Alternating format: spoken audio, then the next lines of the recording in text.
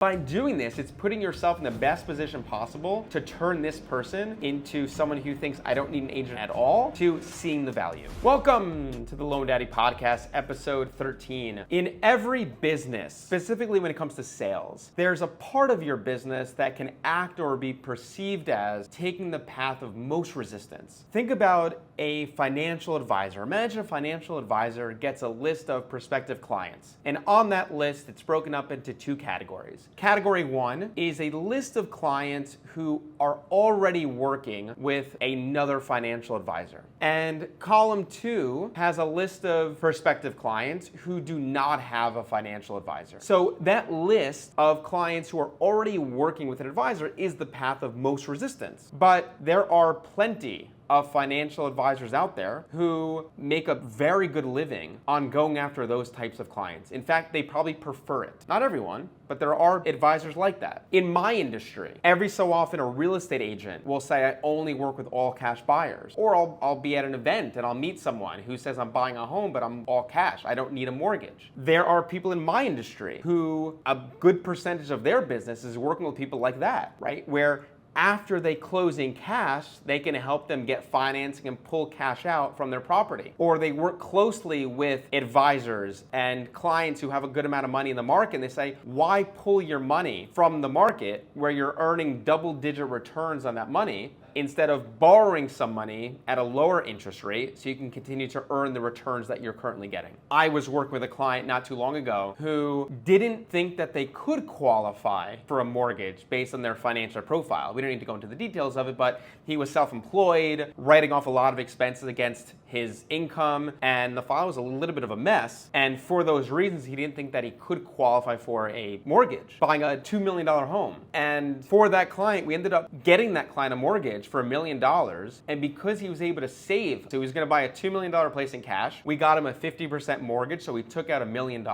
Because of that, he ended up buying another property. So for that real estate agent, they ended up getting 2 transactions out of 1 from the same person, just because they looked at financing as a tool to help this specific client. So that's another way that a lot of creative real estate agents look at all cash buyers. And again, in my industry, that is the path of most resistance, going after people like that, or agents who almost exclusively are working with all cash buyers. In real estate world, it's FSBOs, for sale by owner. These are sellers who think that they can do a better job than a real estate agent, or they can't justify paying a real estate agent to sell their home. There are real estate agents out there who would make a great living going after for sale by owner sellers, FSBOs. They do an incredible job. They have a whole process in place. I know agents like this who, I don't want to say exclusively go after FSBOs, but they have a specialty in this space. Which brings me to this video that I came across. So I don't know who this person is. I've never seen him before, I've never heard of him before,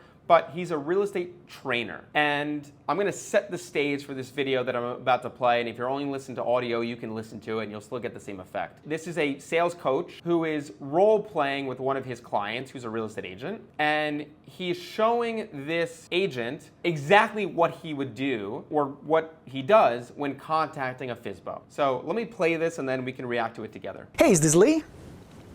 Yes, it is. Hi, Lee. This is Borino with ABC Real Estate. Now, don't worry. I'm not another agent trying to convince you to list your house with me, so you can breathe and smile now, all right?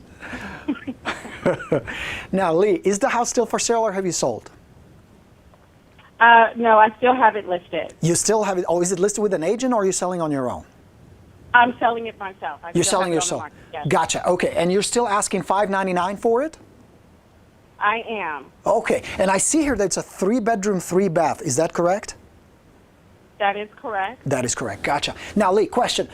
If an agent could bring you a qualified buyer, would you cooperate with agents? Would you pay a small commission?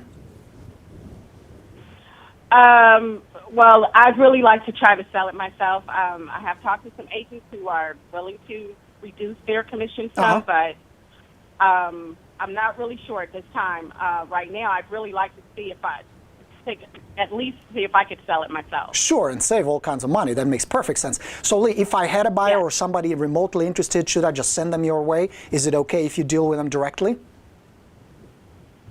Yes, absolutely. I would be open to dealing with them directly, or if they're working with an agent, I'm open to that as well. Okay, that sounds good. Let's do this, Lee. Obviously, I need to see the property first before I can tell my potential buyers about it. Will you be there tomorrow around 5:30? Would that work? I need to about 5, maybe 10-minute tour. Absolutely. I would be available for that, yes. Awesome. So I'll swing by around 5:30 tomorrow. Looking forward to meeting you in person. Likewise. Thank you. That's it. I thought that was fantastic, and I'm so happy that I came across that video, and I'm pleased to share it with everyone. I will link it below in the notes. And I have 5 takeaways from this video. My first takeaway is that it was quick and to the point. He got right into it. He didn't waste any time, but he was also very disarming at the beginning, saying something to the effect of, I'm not another agent trying to sell your property, so you can smile and breathe easily. Just disarming the person, letting them know that this is not a typical call where an agent is just trying to sell your property. Number 2, he finds common ground with the seller and says, of course you would sell it on your own. You could save money. Why wouldn't anyone do that? Saying something like that lets the seller know that they're not crazy, that the person on the other end of the phone understands what I'm doing. They're not tone deaf. They completely get it. And it creates this bond immediately right off the bat. That this person's not trying to sell me. They're acknowledging that what I'm doing is justified. And immediately, again, I'll go back to that word, disarming. It disarms that person. Number 3, would you cooperate with an agent if they had a buyer? I love that. So he's not lying. He's not saying, I have someone who loves your property, who I want to bring to it, who wants to make an offer. He's saying, would you, hypothetically speaking, if an agent had a buyer, would you cooperate with that agent? Yes or no? And if they say no, maybe that's not the right person for you. And, at least you're not wasting your time further. But putting that out there gives you a lot of information in a short amount of time to know, is it worth your time to go forward and potentially pursue this? Number 4, he was confident and also friendly. If the seller were to say something to the effect of, look, just bring your buyer when you have someone and we can talk. You could say, and he says this in the video, if you watch the entire thing, he'll say, that's not the way that I work. That's not part of my process. It's okay to say that. You don't want to compromise your process for anybody. You don't work that way. You want to see the property first before bringing it to your potential buyers who may want it.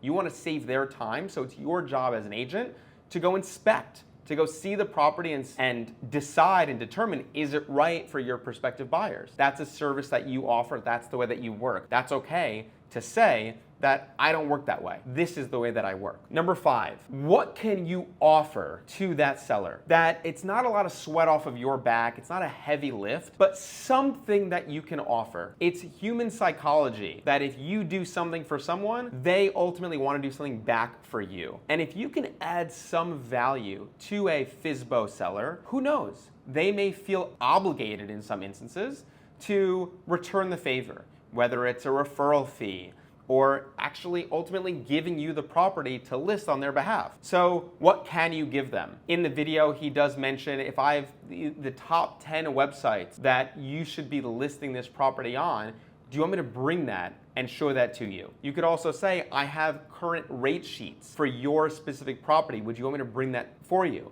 An open house sheet flyer, market data. Most people who are watching this work for companies that have a lot of reports and research that you can give to someone like that, where again, it's not a heavy lift. It's not a ton of work on your part to get the information that can ultimately help them. Maybe this goes nowhere, but by doing this, it's putting yourself in the best position possible to turn this person into someone who thinks, I don't need an agent at all, to seeing the value. And that's all that you want to do in situations like this. And a lot of the top agents are doing this and are very, very, very successful with it. So don't be afraid to swim upstream sometimes. Again, this is an area in our space where it is kind of like swimming upstream, but again, there are so many opportunities in this space. Thank you so much for listening, and I'd love to hear your feedback. So please feel free to put in the comments what experiences you've had, good or bad, with FSBOs. What wins have you had? What losses have you had? What advice would you offer to agents who are tackling